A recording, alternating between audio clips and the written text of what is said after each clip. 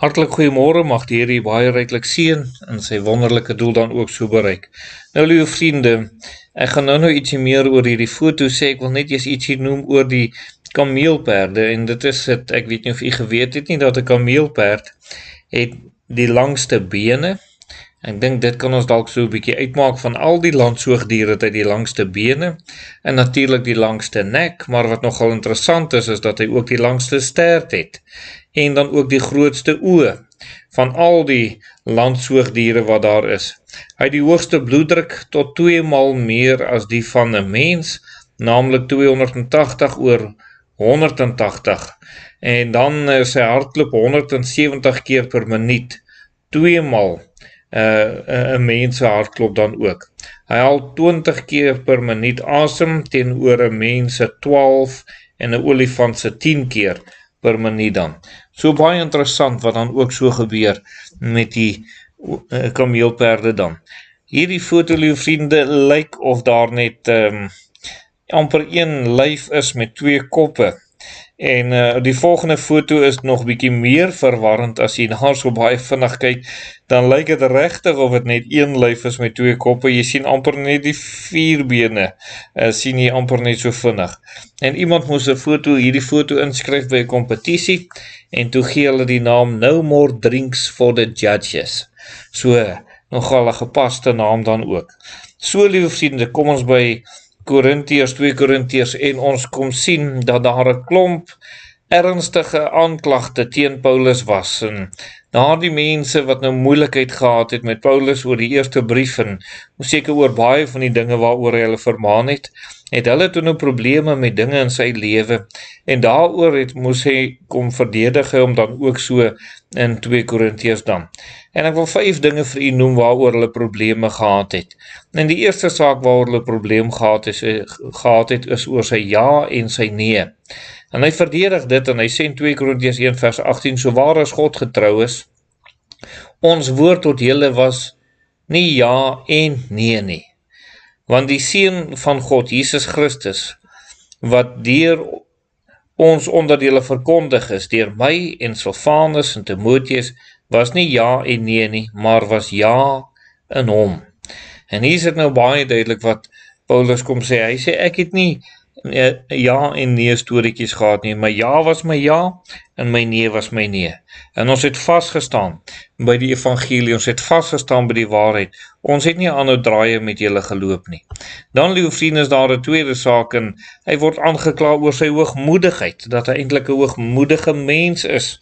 En in baie gevalle gebeur dit baie keer met kinders van die Here, as hulle lewe ander mense aanspreek, dan is dit gewoonlik maklik om gou te sê, man, julle is hoogmoedig of julle oordeel.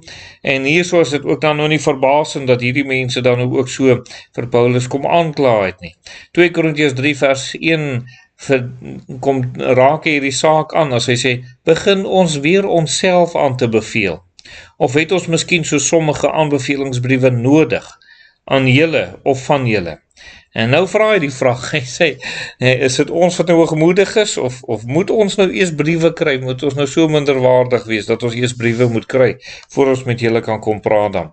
En dan, liewe vriende, is daar 'n derde saak waaroor hy kom praat, en dit is dan ook wanneer hy sê, wat hulle eintlik vir hom gesê het, en laat verstaan het, man, jy is niks werd nie, jy beteken niks nie.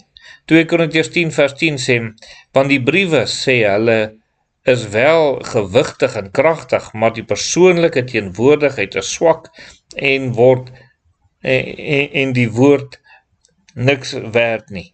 So met ander woorde, hulle kom sê, jong, nee, daarom so ietsie vir ons beteken, maar eintlik is het maar bietjie swak, en eintlik beteken nie baie vir ons nie.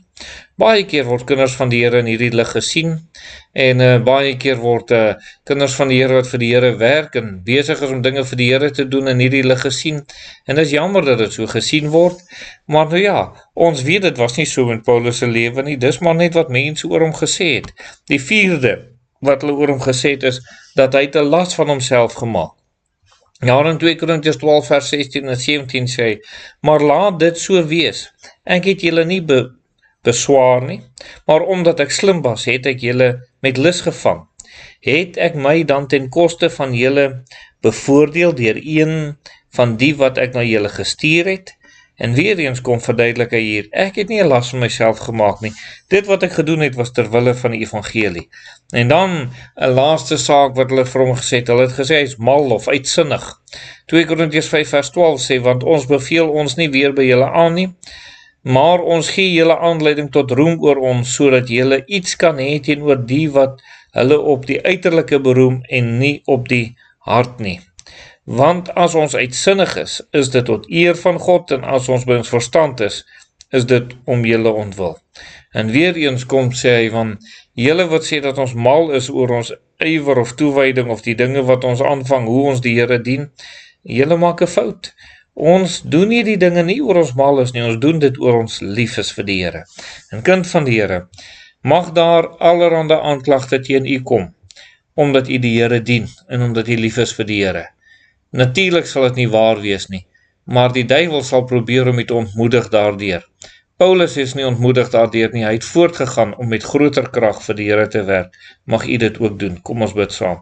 Dierbare Here, dankie dat u vir ons in staat stel en dat u ons krag is. Amen.